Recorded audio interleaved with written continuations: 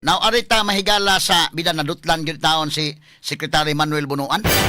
Mao ni atong topic mahigala tumilabay nga Sabado, ha? Nadutlan gyud, na-resign gyud. O gagidawat na ang resignation mahigalang presidente BBM. Pirmiro gud hugot siya nga ingon nga di gyud siya mo resign ato sa paminawon kada iyang video kadali be, ha? Magbagahi gyud pag pirmiro, oh. Kaya sige ko no names, ato ko no paminawon kadali names. Okay, gamay lang. Say mo ni. Sige.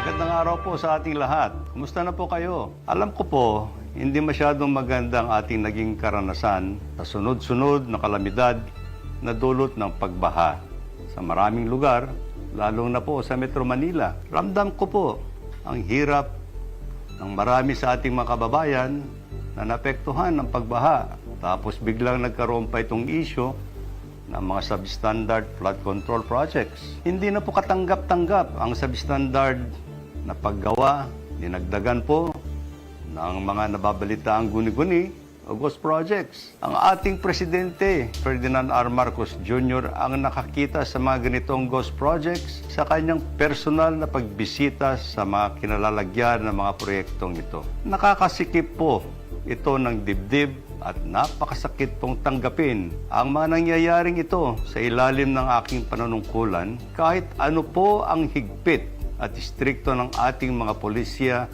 laban sa katiwalian. Meron ngang nananawagan sa akin na ako po raw ay mag-leave o kaya po ay mag-resign dahil po sa isyong ito. Yan po sana ang madaling gawin, mag-resign o talikuran ko ang problema. Pero hindi po ang pag-alis o pag-iwas ng responsibilidad ang tamang paraan ng paghahanap ng solusyon.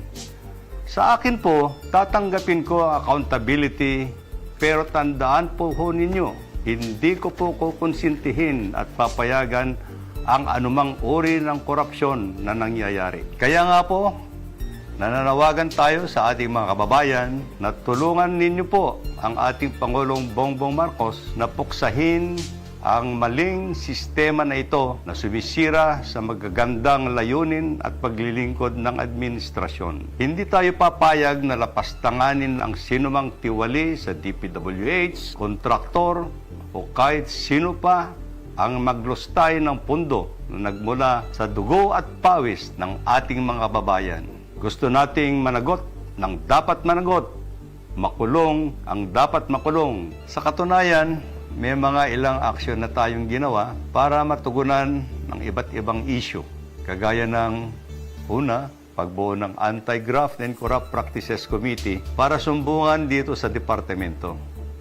Pangalawa, pagpataw ng preventive suspension sa mga empleyado ng Bulacan 1st District Engineering Office mula sa District Engineer, Assistant District Engineer, at lahat ng section chiefs. Pangatlo, pag-reassign po sa Regional Director ng Region 4B.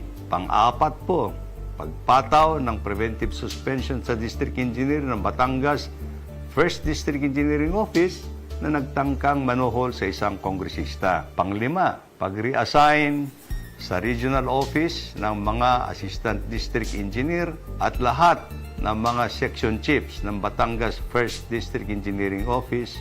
At pang-anim, tuloy-tuloy po ang pag-validate kung nandiyan pa ba ang mga flood control projects sa Bulacan at ibang probinsya ng Region 3, Region 4B, Region 6, 7, and 8 sa mga isinubmiti nating listahan kay Presidente na nagawa ng flood control projects mula July 2022 to May 2025. Samantala, meron nang sinasagawang fraud audit ng Commission on Audit sa mga kaduda-dudang proyekto sa Bulacan 1st District Engineering Office at hayaan na po natin na silang mag-imbestiga ayon sa kanilang mandato. Hangad po nating lahat ang kalutasan ng problemang ito na kagagawan lang ng ilang sangkot at mga iskalawag. Kaya po kami nananawagan na magtulong-tulong tayo. Taas noo ko pong sinasabi sa inyong lahat.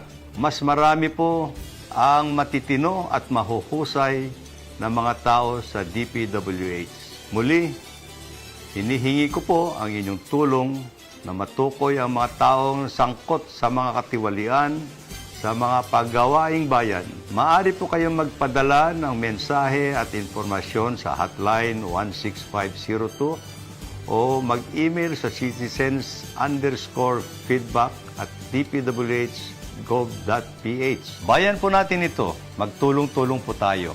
Maraming salamat po. Straight to the point. Okay, mo to yung permiro pamahayag mahigala kay wa gyud planong mo resign. Permiro to, ang yang giingon mahigala nga ang pinakasayon ko noon kina nag-ingon niya nga mag-leave, mag-resign, mo na pinakasayon pero dili ko niya talikdan. Dili niya talikdan, gusto gyud mo kapito ko mga higala di gyud ganahang mo resign. Silan mahigala Sekretary Bunuan pero at least doon na siguro yung nakatambag na niya kay kananaan kana kung pabati-batio nakas Malacanang indekin nga si Secretary Singson katutuang secretary during the time of President Noynoy Aquino, Rogelio Singson giofira na sa pa may dugayan nimo sa pa may dugayan nimo unya si Tore gitangtang na. Ano na ba story mahigala? Electronic engineer ba na story, ha? Pero niya naman mga kaigalaan, human sa miingon nga dili sa mo resign, gahapong adlaw gipahibaw na gyud. Nga mi resign na gyud siya ug unya gidawat na ni BBM ang iyang resignation mga suking tigpaminaw. Unya si Secretary Bunuan nga nag-resign na mga kaigalaan, effective karong adlaw gyud. Wa na gyud ingon mahigala nga 15 days pa.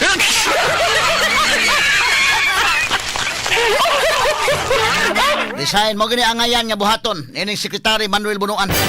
Wa na paabuta mahigala nga 15 days after receipt of this resignation letter wa resign na September 1 kay mosugod na bang Senate Blue Ribbon Committee ron. Mo resume na ang investigation lisod kay maglangan-langan pa ka. So ito na, niresign na o gidawat na ni PBBM ang iyang resignation mga kaigalaan.